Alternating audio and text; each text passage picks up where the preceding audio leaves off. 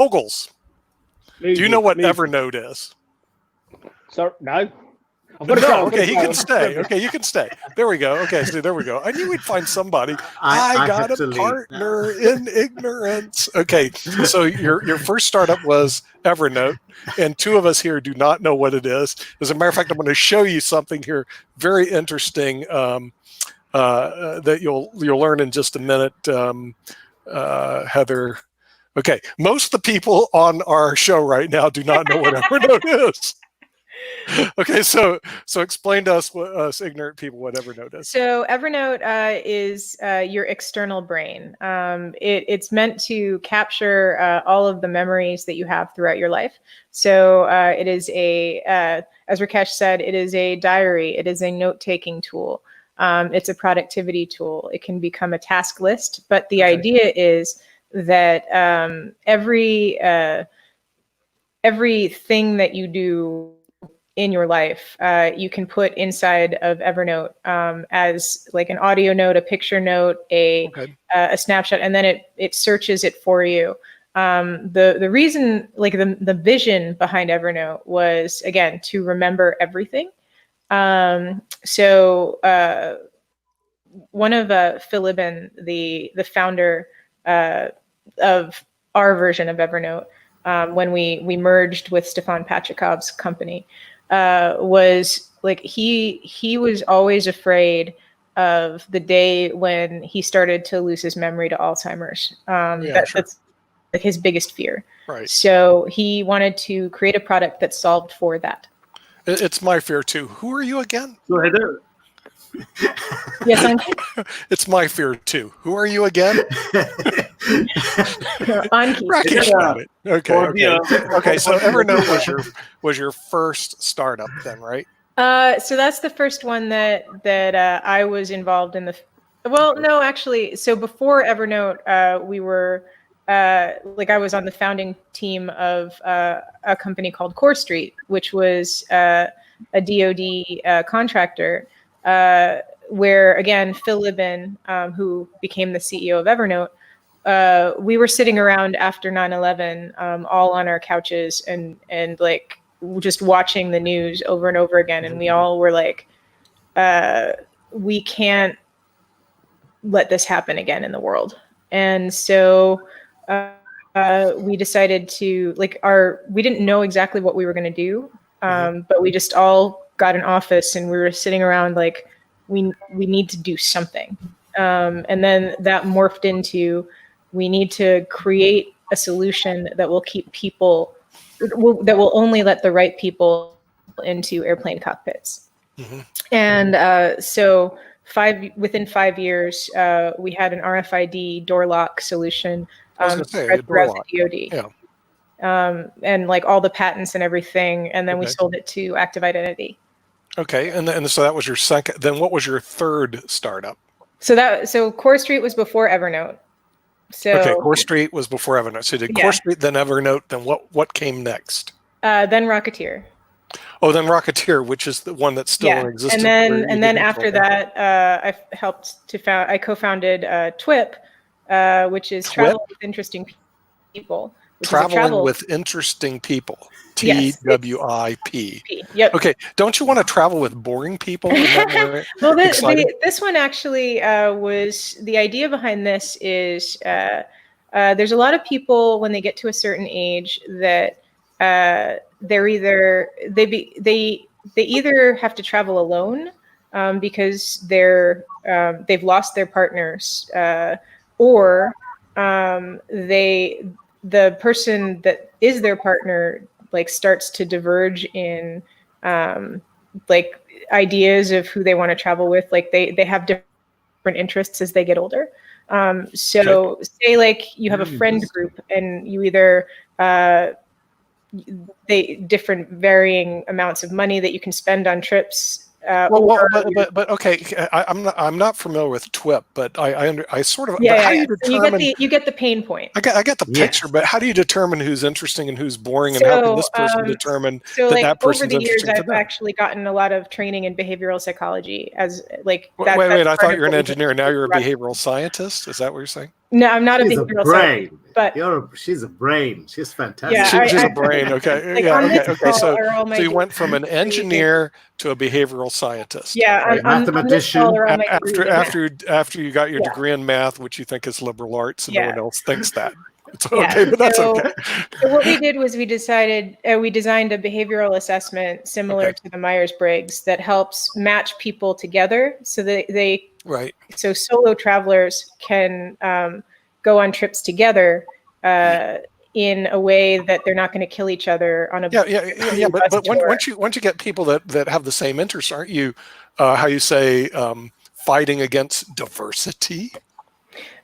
So we're not necessarily just matching people with the same interest. We're putting people that have compatible interests. Okay.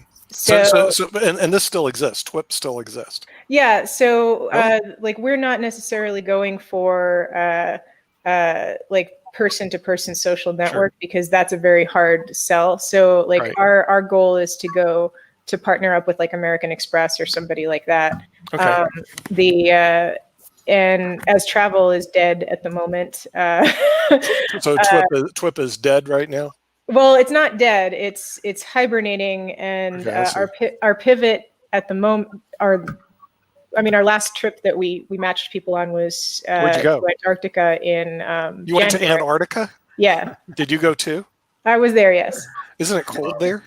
it was warmer than in Vegas because it was summer. All right, so that's but yeah, to know. so we had 4 people that we'd matched up for a 16-day cruise for a cabin together because they wouldn't have been able to go otherwise.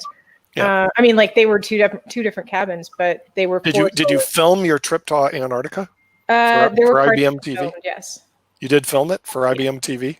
No, I can send you the talks. I'll send you. The Yeah. Well, why don't we do that?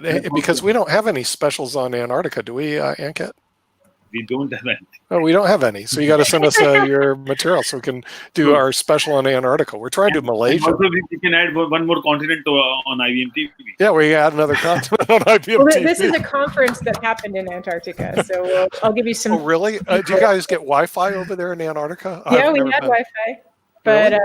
Hey, so we can beam our show into Antarctica, Anket. Think about it. Wow. Wonderful. Yeah. We'll have good attendance in Antarctica. Is there anybody down there right now, or is that? And I think that there is no coronavirus in Antarctica as well, so we should all go to Antarctica. We should all go there. Yeah. Yeah. Why don't we do that? So one of the things, though, like because every company needs to come up with a pivot, obviously, in order to stay successful. What pivot? Our pivot for a travel company right now is we're working on a TV show.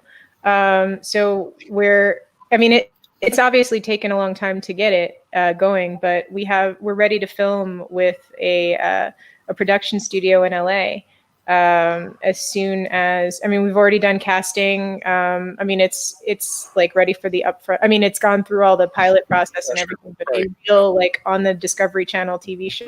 Okay, you're going to be on Discovery then? What? You're going to be on the Discovery Channel? I'm not. You're not? Our cast is going to be. Cast is okay, and this will be a TWIP cast, right? Yes, they will have been picked together to be compatible for travel around the world. Really? Okay, right. So they don't film Naked and Afraid in Antarctica, do they? Okay, good. I was wondering because that would be pretty scary. All right, so the thing is, okay, you did TWIP, and what else did you do after TWIP? In my role as and then I founded my nonprofit. Okay, what does the nonprofit do? The nonprofit is the aim is to make the world more like Star Trek than Skynet. So. Okay, Star Trek is in your mind. What is Star Trek? It's a society where people, like all people's needs are met and they're allowed to work towards the greater good because they choose to. Okay, and then what's Starnet? Skynet, whatever. Skynet is where people have given themselves over to technology, and technology has taken away their hope. Oh, I'm a fan. Oh, wait. That's not the right answer, right? Okay, so the thing is, you want to be Star Trek, not Skynet, Yes. and that's your not So for one profit. is working with technology, Sure. and one is being afraid of it. Okay, right. Okay, and okay, so you have a not for profit. You have TWIP, you have the Rocketeers, which is spelled a little different. You have this Notepad, Evernote, or I'm no longer with Evernote. but you're no longer with Evernote. Okay, so it's forever gone. So you only have 3 projects you're working on right now, right? Plus all my volunteering that I do. But Oh, volunteering. Okay, right. Okay. You don't seem to keep busy. Do you need some other jobs to do? You know. We can give you some other things too. Well, we'll go talk to Moguls down in Moguls. Where are you from? What city are you in? The UK, in Shropshire, the UK, it's Moody's Media. We're a media company producing content for people because we feel that people are too interested in posting things that they want to show people rather than what people want to see. So we create content. We do a lot of live chats for people's social media channels, and we're also drone pilots. So we're drone pilots as well. Okay, where in the UK are you? Because the UK is pretty big. You've got London, which seems to take over most of the continent or whatever that is, island you're floating on. But you also have other cities like Manchester, Yeah. Birmingham, Cornwall. Well, where in the UK are you? We're in a place called Telford, about 35 miles from Birmingham. It's in a county called Shropshire, which is it's massive countryside area. Okay, all right, and okay, so and then what you do is you actually videotape people or what? Yeah, well, we do photography and videography. A lot of events. We do a lot of events at food festivals, flower shows, which are obviously a big area of the UK economy. We do. So what we'll do is we'll go and concentrate on an area that perhaps people don't normally cover, because a lot of event organisers are great at organising the event, promoting the event, but at the event they of course are too busy looking after the attendees. They're too busy looking after the other people that are coming in, the traders. And they forget to take the photos and videos of what people are doing, so people don't actually get to see what's going on. So we'll go in, we'll set a media centre up and get the materials. We'll do some stuff on site, especially if it's a 2 or 3 day event. We'll also do legacy after as well. Oh, did you start your own company, or is this a company you work for? No, it's our own business. There's 4 of us involved, me, the wife, and the 2 kids. Okay. And I say that, and the 2 kids, in fact, IBM TV has met one of the kids. I say the 2 kids because a lot of our events are the weekend. And so what we do is we've actually brought them what's called a kiddie cam. And yes, they take a lot of shots and a lot of videos. And yes, a lot of it is purely for their own channels. But also, the stuff we can use for corporate and the outwards look, we use because it's from a different angle. So if the show's on, they're taking it from a lot lower, so you get different angles. So it's kind of dual purpose, really. So how'd you get started? Were you sitting around the coffee table around 9/11 and said you have to make a major change? No, actually, no. It was 9/11. There he is. I'm back. I do remember where it was 9/11 actually, but that's a different matter. But no, we had a building with 27 different offices, and we filled each office within 6 months. And we did it through social media, through telling people what we had and getting companies out of their houses to come and trade with each other and be in an environment. And a lot of people asked us, how do you do that? And I said, well, we just created content. We didn't worry if it was on Facebook. We didn't worry if it was on Twitter. We didn't worry if it was YouTube. We created content. And then of course people then say, well, can you create content for us? Because we come up with unique ideas. We have to at the moment, obviously, with the lockdowns that are on everywhere. So we have to come up with very unique ideas anyway. But that's what we do. We create unique ideas. So we don't go down the route that people expect us to go down. So the Motivational Monday post, the Wednesday Wisdom, we don't do any of that. There's enough other people that do that. And they've obviously made a living out of it. We come up with, so we're doing in conversations with at the moment, because everybody needs to be informed. Pubs are about to open in the next 2 or 3 weeks in the UK. So what the pubs need to do. We do 5-minute the quick fire quizzes with people. And people say, what's it got to do with business? We're getting to know the people you're dealing with. So there's that personal connection as well. So we took away the rule book, and we do everything that's different. Okay, so what other startup do you have besides the media company? I do network marketing business in the UK. I've done that. So I've done that as well. And also in the UK, the biggest startup, the biggest startup at the moment in the UK economy is rather interesting because the biggest startup at the minute is people starting up what they're good at. So they could have worked for a corporate or a larger company, but of course, them jobs now are dying and have been lost. So what a lot of people do now is what they call freelancing. So set up their own companies.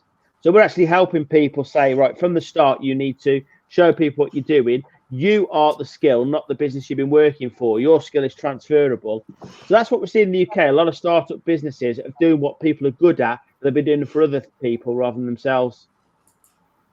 Okay, so you actually film startups then? Yeah, we do a lot with startups. What obviously, and the big global one we'll know is BNI. So people are good at networking with something like BNI, and they'll do this brilliant 1 minute pitch, and you'll get to see 10, 15, 20, 30 people, and they'll show you. But of course, there's thousands of people out there. So what we're doing is we're getting them to do that 1 minute pitch, and we're videoing it and then putting it across our social media. Not at the event because they're not relaxed, and obviously, right. But we're going into their offices, and what we're doing to people is we're saying, just concentrate on what you're talking about now. Don't worry about the next part of the 1 minute. And they're saying, yeah, but they're disjointed. What we're doing is getting a lot of B-roll over the top so they can just concentrate on what they're doing and then piece it all together. And that's going really well for people because you're showing what you do to, rather than to 10, 20, 30, 40, 50 people, to hundreds and thousands of people. Right. Heather, have you done a video for TWIP? Yes, we have. Oh, really? Oh, can we see it? I have to leave. But you have to leave. Maybe next time. Yeah. You'll bring in the video. Well, thanks for coming. We certainly enjoyed having you here, and hopefully we'll see you again. And bring your videos next time. I want to see Antarctica and TWIP. Okay. Videos. Okay. But as we say, good day, mate. That's what they say in Australia. Right. Bye-bye. Right. And we'll see you. Okay. All right. So we're looking for some videos on. She did apparently a video on Antarctica and has a video on TWIP. So Nick, I have a question for you and for all the panelists, not for Ben. The question is: everyone knows about Shark Tank. Do you know there is a reality program which is very popular in the UK, which is about startups? Any idea? Dragon's Den. Dragon's Den. So Dragon's Den. Billy is aware about it. Yeah. I thought it was in Canada, and that's how Shark Tank originally got started. UK. It was actually UK. Really? Yeah, it was like I thought it started in Hong Kong. It's called Dragon's Den because of the dragons that were there, And then it went all over the world, and then it came here to Shark Tank. We're not scared of dragons here. We are sharks. So then, how's the Dragon's Den going around, and how many startups have been successfully got funded through those programs?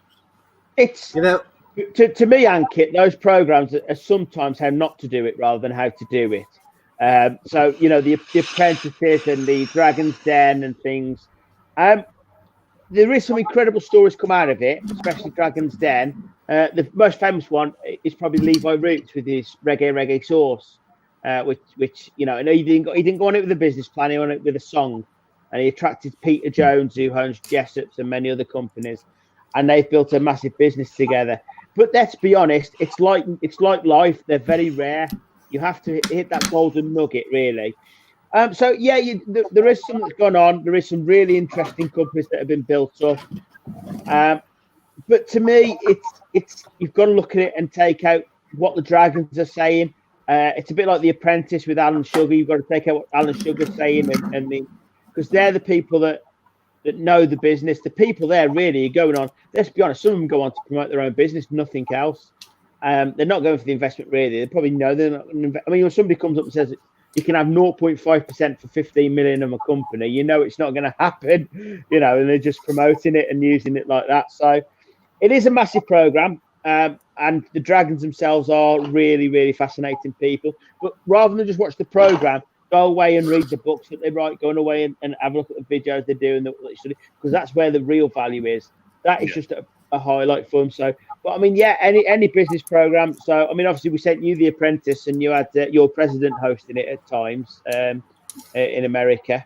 you know, and it became commercialized.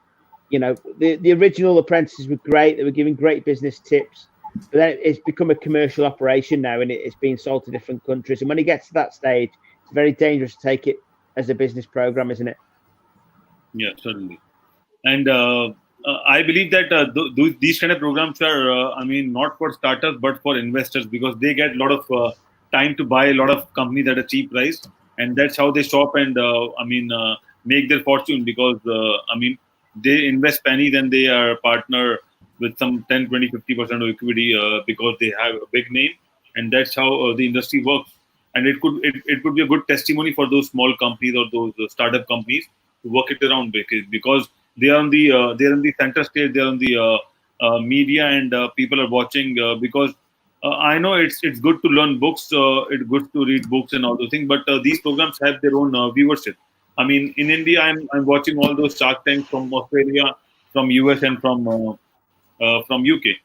But I mean, so that's how people learn and people negotiate and people understand how the global industry works and how we can be at par with other countries.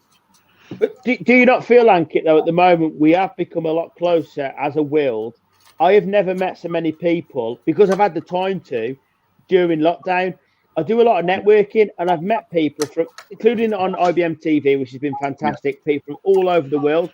And your different culture and what you take into the business world has taught me so much that I can implement it here, because no country has a monopoly. No country has everything right. If we had everything right, there'd be no point in carrying on. And they say that, you know, that learning new things creates progression. And what we tend to do when we're really busy, and it's a time factor, is that we ignore everything else that's going on. So it's like, I've got this right because I'm doing it this way. And what we really should be doing is opening our eyes, having more cross-country conversations and saying, Ankit, in India, if this happened, what would you do? And creating that into our own cultures. Does that make sense to you? No, certainly, I completely agree, because we were discussing about globalization on our show, and that is what it is all about. We have to share the best practices. We have to share the best views and what's going on in different countries. And I'll tell you, Ben, there are a lot of people and there are a lot of companies. What they do is they just replicate a successful program from a country and they just replicate to other countries. That's what they are doing it.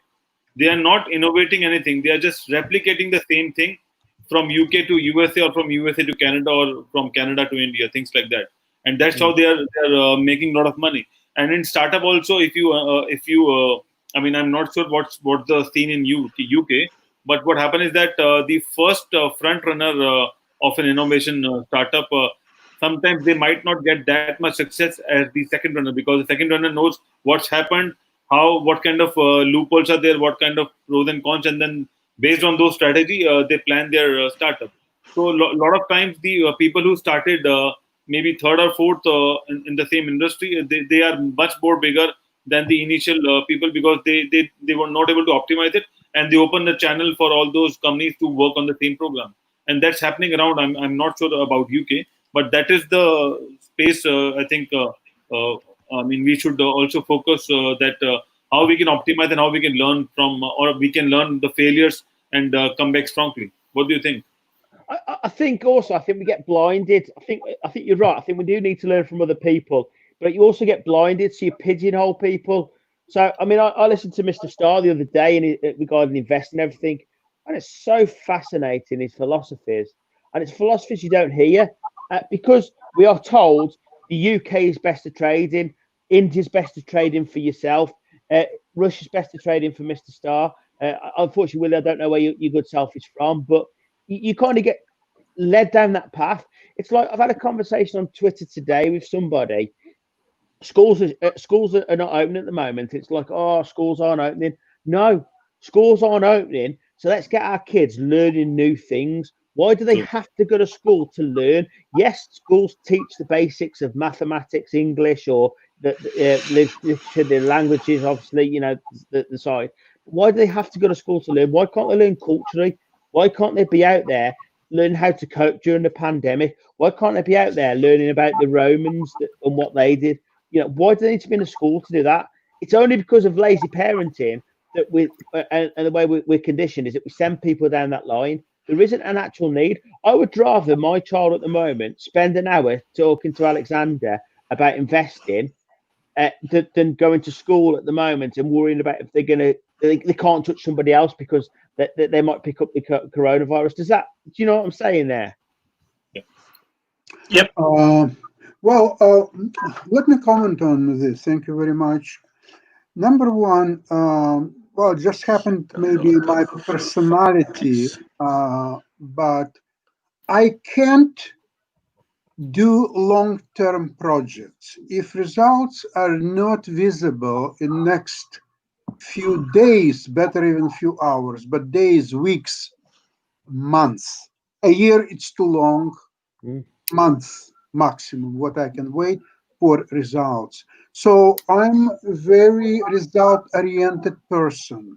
I cannot go, for example, if I would be young and considering studying political science or something for the next 9 years, I would never done it. Simply because it's a long-term project, it's too long-term project, and you don't see tangible results of any kind for a long time. I'm not even sure what kind of results you're talking about here. Okay, so you became a PhD in political science. Then what? What results? How your life or a world around you became better because you got PhD in political science? I don't know. However, if I bought yesterday Amazon 2215 call and sold at the same time to 2225 call for a $10 spread for which I paid only $4.50, and boss position expiring this Friday in less than 2 days, and I already liquidated this position for a profit. That's tangible. That's something useful you can do, at least for yourself and your family. And guess what? If every person will do good things for himself and his family, you know what? Whole world will become much better place. So all the demagogues and idiots who are saying we would like to make world better, we would like to do this and this, they're fighting for discrimination. Stop! What discrimination you're talking about? Let's see, I have family, I have 2 kids. And one kid went to Harvard Medical School, and another one went to a local college. So that means that I'm discriminating my second child. Why? Probably. But world didn't create all human, all nations, all races, all religions, and everything equal. That just didn't happen. So my kids were not created equal. One could make it to a medical school, Harvard Medical School, another one couldn't. And I allowed that, so I discriminated, or at least I allowed discrimination to happen to my other kid. Is that so? I think just to counteract that, Alexander, is that we all have the same. At the end of the day, there is no discrimination because we all have 24 hours in a day. What happens is what you do with that 24 hours. And this is the problem at the moment. It's what you do within that 24 hours. If you've got the get up and go, no matter what the situation is, you'll do a lot more and achieve a lot more and feel a lot better within yourself. It's all about how we feel in ourselves. We will do that. And it's all about doing what you think is right in that time. And it's all about embracing. But what we tend to do, as I say, is we tend to close off. We tend to think, they're not doing this right because... And it's all about conditioning. It's all about conditioning up here. And what I'm trying to install in my children is listening to that 10 minutes that you've just said about your investments. It's far more profitable in the future than spending 6 hours at school. Now, they have to go to school to learn the basics, as I keep saying. I do appreciate that. But my daughter's already struck up a online friendship with Ankit from being on these and things like that, and people.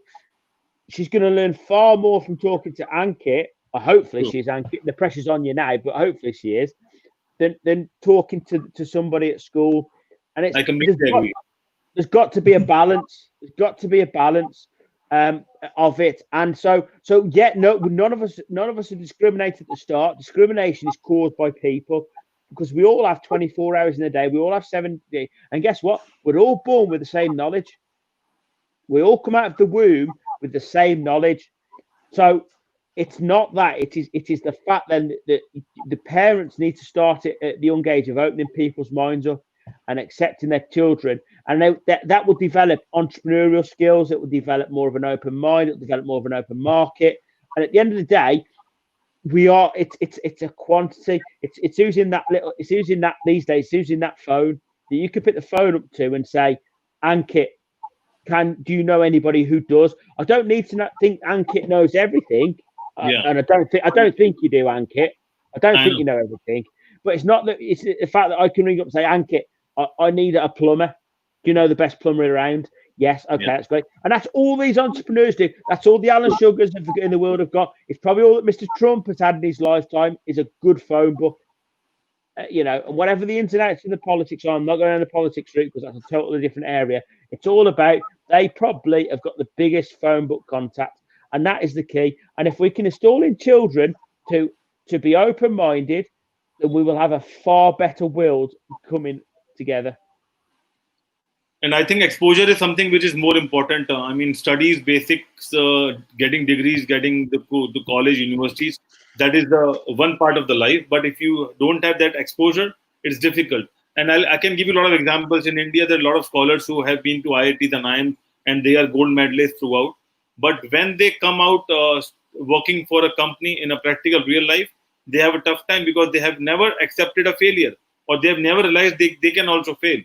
Because they were the top brilliant students since KG to whatever grade they have studied, and now in the real world they don't know how to manage, because every day is a new day, and every day we have to learn and we have to implement and we have to prove ourselves if you are working for a big company, and that's where the problem arises. I mean, and that's why failures and exposures and things like that gives you much more sense as compared to studies, because studies could be your lifesaver if you want to do something. It's your skills, but to have implemented in a practical environment, you need to have a lot of other skills which your school is not able to give you. I mean, I'm not sure about UK, but that is what the story in India.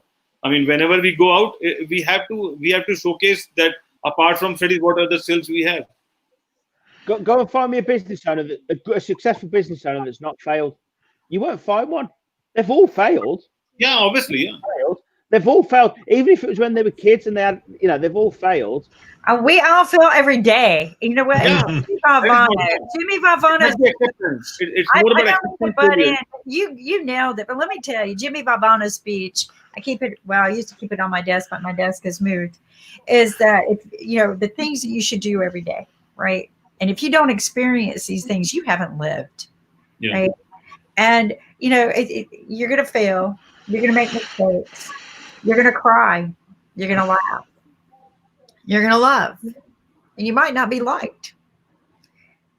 But you're going to experience these things every day. And that's life. And Kim, I can you keep going, right? And Kim, I can give you an example, basically. So you have a passion of something, and if you don't do that in your daily life, you miss out something. So likewise, if I start with Sasha, he likes to talk about politics and a lot of things about chess and games. If he thinks that I won't talk, or I won't do these things for a week, he might be in a different mode of sentiments. I'm not sure what he will try to do. Same goes with Willie. Same goes with me. If I don't come to IBM TV, or if I don't read my business magazine, or if I don't watch what's happening around, it's not a complete wishful day for me.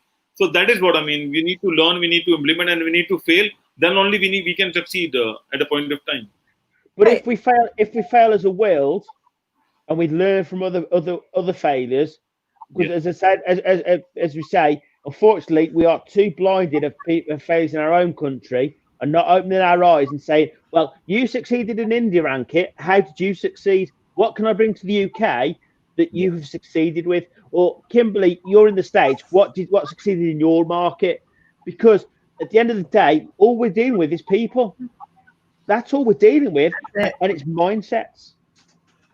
It's it every day, but you got to have that mindset to keep going. And in my book, I write about this because my book isn't just about my journey. It's about all the people I interviewed on our TV show that were very successful.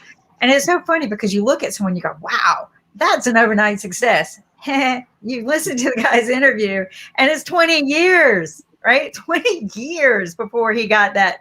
Wow, here I am, folks. And everybody's writing about him. Everybody wants to help him now because he's successful. And that's the thing.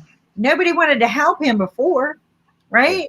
Or people might help for a little while and they stick with him for a month, maybe 2. You know, my marker's 3. That's when people give up on you. And one guy we talked to, who's generating multi-billion dollars every year. It's 20 years. And failures, man. And you know what's funny? When he probably was faced with him that day, every one of these guys we interviewed, he wasn't laughing that day. But later in life, what I love is when they tell the story and they kind of laugh a little bit before they get to that point of that challenge. But we all fail. I mean, I don't even like to call it failure, but you know what? Let's do that. We all stumble, right? We all, but you know. And we're faced today with challenges that the world has never seen before because we were all locked away, almost like being punished, right? We're all locked away into our rooms, our homes, and we're told to figure it out. That's a tough one. Well, who's heard of this process? Oh, that'll never work. That'll never work. Don't do it. And then it works and it starts going, and then you get, oh, weren't you lucky? No, because I told you 2, 3, 4, 5 years ago it was going to work. Yeah. And now I've been working at it for 5 years, and now because I've made a success of it this far down the line, I'm lucky. It's like, no, this doesn't work. But that's there's that luck. yeah.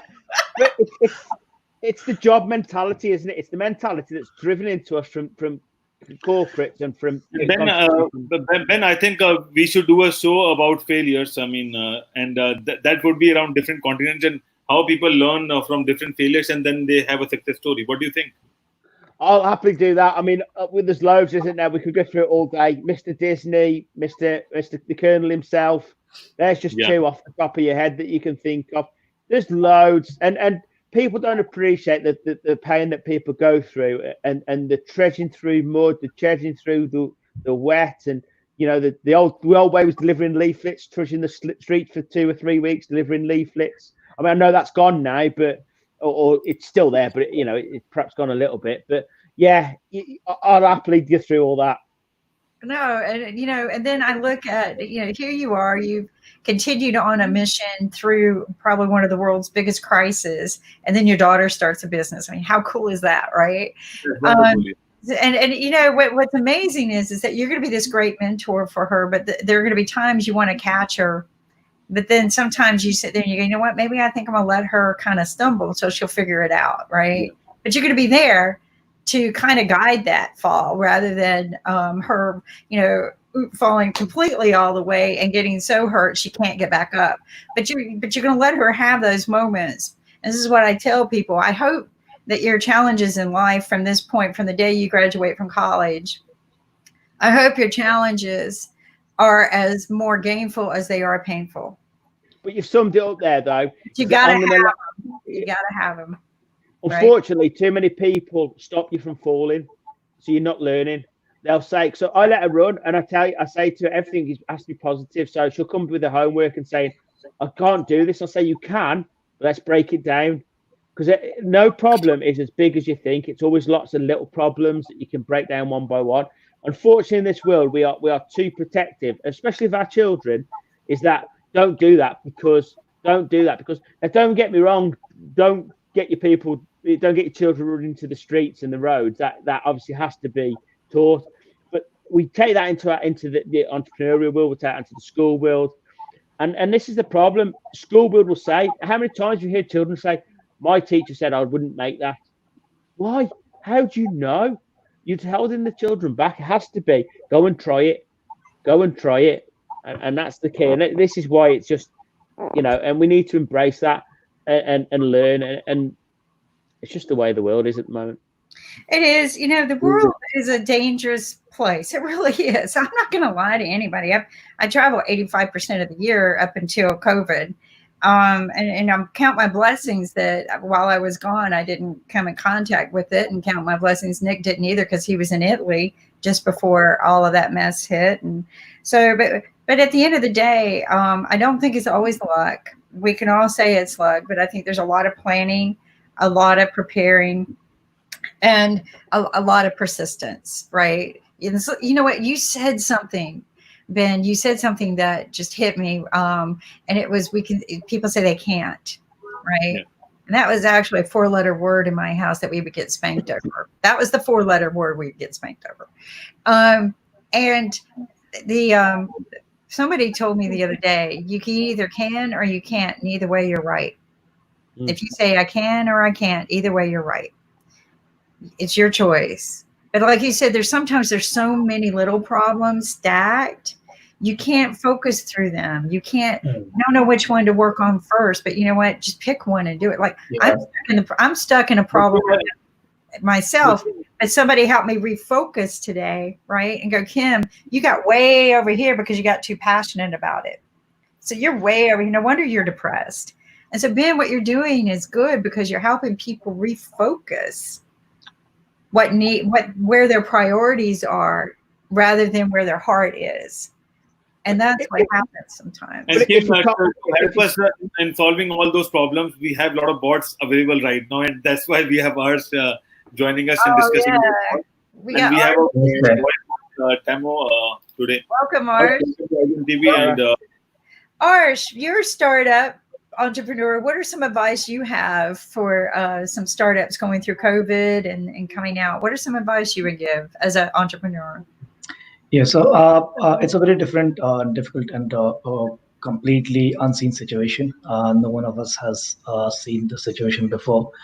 And I think this is a good opportunity for organizations and startups to consolidate things, to get things right, to get the house in order, prepare and leverage the opportunity to make the products right, align their products to the strategy, aim on organizational goals, and at the same time prepare for getting out to the market once again, once things are good and are in place. So put the right marketing strategies, understand how things have changed, and tweak your strategies to suit the current situation. Oh yeah, tweak your, and I think that's what Ben's been kind of saying too. You have to focus on what you're doing, but tweak your strategies. I mean, that's you have to be agile. You have to be agile.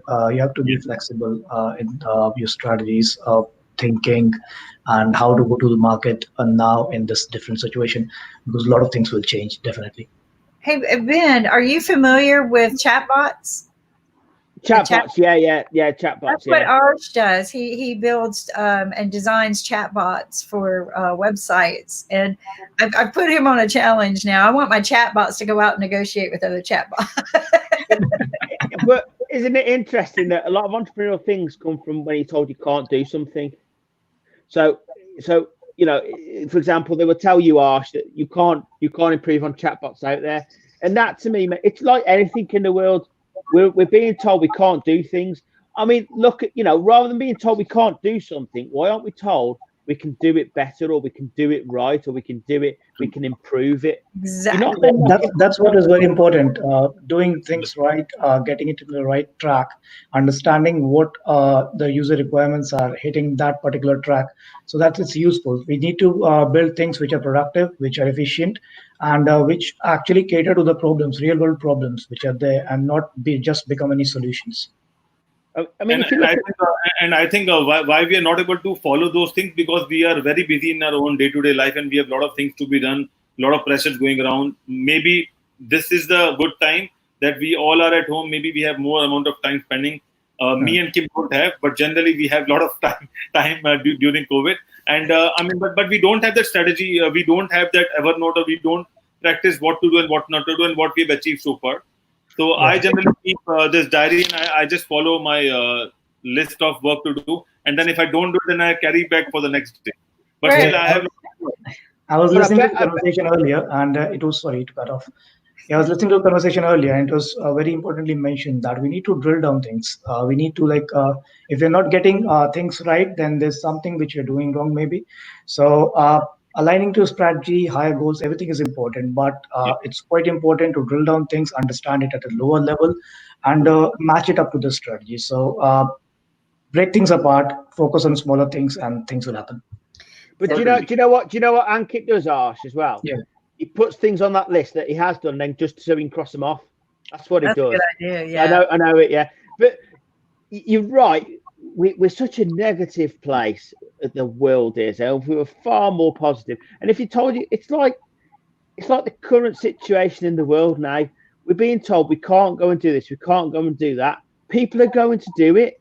Mm-hmm. They're going to do it, see if they can, and prove people wrong. We're not educating people enough. We're not saying don't go out because you this is the possibility of catching the virus. You know, we're telling people you can't go out. Well, I can because I can physically open my door and I can go out. Don't tell me I can't go out. What you should be saying is don't go out because it's a far different mindset. Exactly. It's a bit. There's a scientific rule behind that. There's a rule of inertia, and people fall, like everyone does follow that, and there has to be a positive implementation of the inertia you have. So yeah. Inertia. And then, as you said that, I mean, this is a tough time, but you know that there's a series coming up between England and West Indies during this COVID, and I don't know how they will manage it out. I don't mind as long as we beat the Windies. I mean, I grew up during the 80s and 90s when we get stuff 5-0 every year, and you had the likes of Malcolm Marshall, Courtney Walsh, and they just so as long as we win, I don't mind how it goes ahead. Did this move to cricket? And Ben, I would like to invite you on Saturday 1 p.m. EST. We have a cricket show. Aarsh can also join, and we are also getting Ajay Jadeja, famous Indian cricketer, on the show. Oh, that's great. Join it out. Yeah. Aarsh,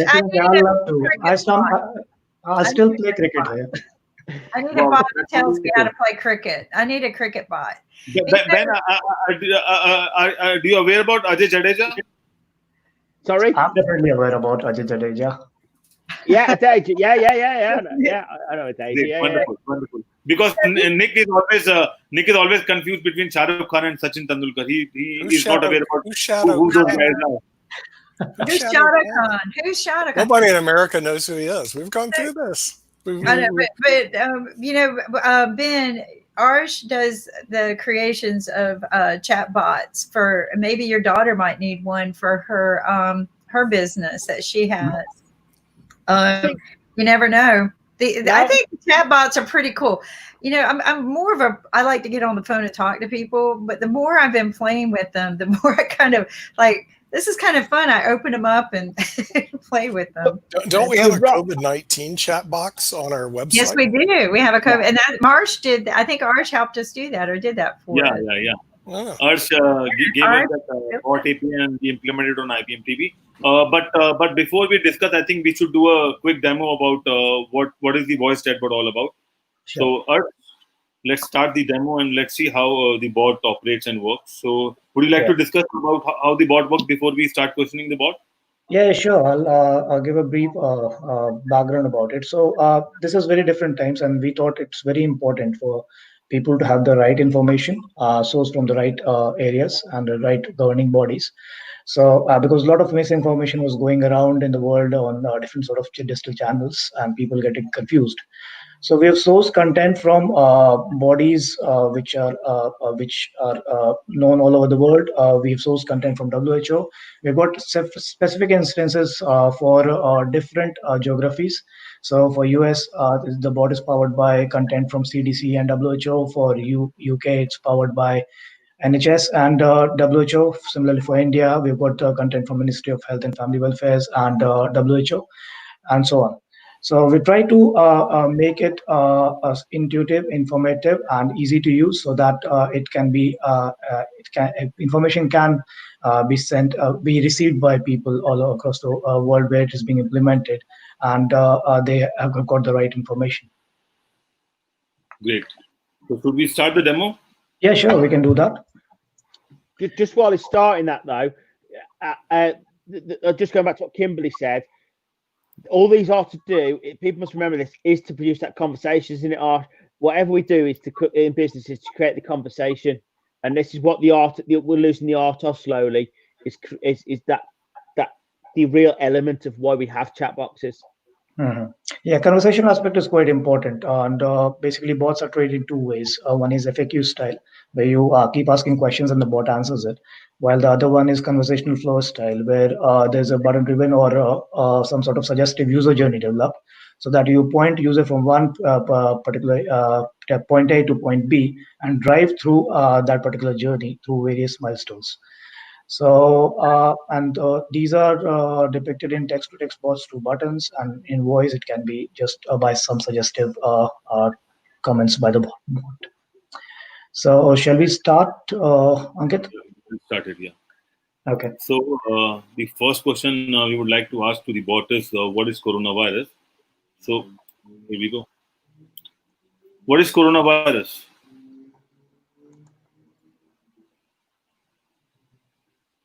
Coronaviruses are a large family of viruses which may cause illness in animals or humans. In humans, several coronaviruses are known to cause respiratory infections ranging from the common cold to more severe diseases such as Middle East Respiratory Syndrome, MERS, and Severe Acute Respiratory Syndrome, SARS. The most recently discovered coronavirus causes coronavirus disease COVID-19. Great. So I hope everyone would be able to understand what is coronavirus. Yeah, you may choose to ask another question then. So what is COVID-19?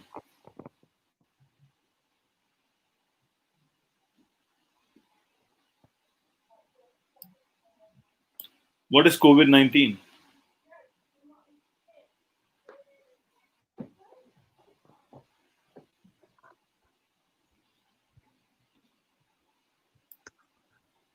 What is COVID? COVID-19 is the infectious disease caused by the most recently discovered coronavirus. This new virus and disease were unknown before the outbreak began in Wuhan, China, in December 2019. Yeah, you can say. So the bot did answer the question, but after a couple of chances, because the bot needs more training. This is a demo bot, and also we've trained it on what is COVID, and we can add numbers, etc., so that it's more robust and can understand conversation. So this clearly shows us that sometimes bot do fail, but it can be cleared out by retraining. What are the symptoms? The most common symptoms of COVID-19 are fever, tiredness, and dry cough. Some patients may have aches and pains, nasal congestion, runny nose, sore throat, or diarrhea. These symptoms are usually mild and begin gradually. Some people become infected but don't develop any symptoms and don't feel unwell. Most people, about 80%, recover from the disease without needing special treatment. Around 1 out of every 6 people who gets COVID-19 becomes seriously ill and develops difficulty breathing. Older people, and those with underlying medical problems like high blood pressure, heart problems, or diabetes, are more likely to develop serious illness. People with fever, cough, and difficulty breathing should seek medical attention. Okay, so we got the answer about symptoms, about coronavirus. Maybe let's ask something different, maybe about pets. Yeah. So this question is from Megan Ben about pets, and the question is, does coronavirus infect pets? I think you need to. There's no evidence that companion animals or pets such as cats and dogs have been infected or could spread the virus that causes COVID-19. Ben, did you get the answer? Yeah, I've got that. Yeah, so we'll do a training video on that, I think.